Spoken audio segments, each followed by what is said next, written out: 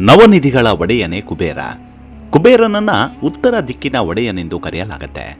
ಕುಬೇರನ ಅನುಗ್ರಹವಿದ್ದರೆ ಬಡವನು ಬಲ್ಲಿದನಾಗಬಲ್ಲ, ಭಿಕ್ಷುಕನು ರಾಜನಾಗಿ ಮೆರೆಯಬಲ್ಲ. ಇದಕ್ಕೆ ನಾನಾ ಉದಾಹರಣೆಗಳು ಕಾಣಸಿಗ್ತವೆ. ಕುಬೇರನ ಸಂಪೂರ್ಣ ವಿವರಣೆಯ ವಿಡಿಯೋ ಮಾಡಿದ್ದೇವೆ, ದಯವಿಟ್ಟು ನೋಡದವರು ವೀಕ್ಷಿಸಿ. ಈ ವಿಡಿಯೋದ ಕೊನೆಯಲ್ಲಿ ಲಿಂಕ್ ಸಿಗುತ್ತೆ. ಸ್ನೇಹಿತರೆ, ಕುಬೇರನ ಜನ್ಮ ವೃತ್ತಾಂತವನ್ನು ನೋಡದೆ ಯಾವುದೇ ಮಾಹಿತಿಗಳು ಅಪೂರ್ಣ. ಹಾಗಾಗಿ ಮೊದಲಿಗೆ ಕುಬೇರನ ಜನನದ ಬಗ್ಗೆ ನೋಡುವುದಾದರೆ, ಪುರಾಣಗಳಲ್ಲಿ ಕಾಣಸಿಗುವ ಪುಲಸ್ತ್ಯ ಪ್ರಜಾಪತಿಯು ತೃಣಬಿಂದುವಿನ ಮಗಳು ಮಾನಿನಿ ಅಥವಾ ಹವಿರ್ಭುವನ್ನ ವಿವಾಹವಾದ.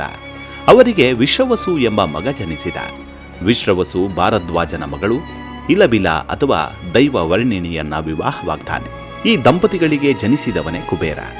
ಇನ್ನು ವಿಶ್ರವಸ್ಗೆ ಕೈಕಸಿ ಎಂಬ ರಾಕ್ಷಸಿಯ ಮೋಹಪಾಶದಲ್ಲಿ ಸಿಲುಕಿ ರಾವಣ, ಕುಂಭಕರ್ಣ, ವಿಭೀಷಣ ಹಾಗೂ ಶೂರ್ಪನಖಳು ಜನಿಸ್ತಾರೆ.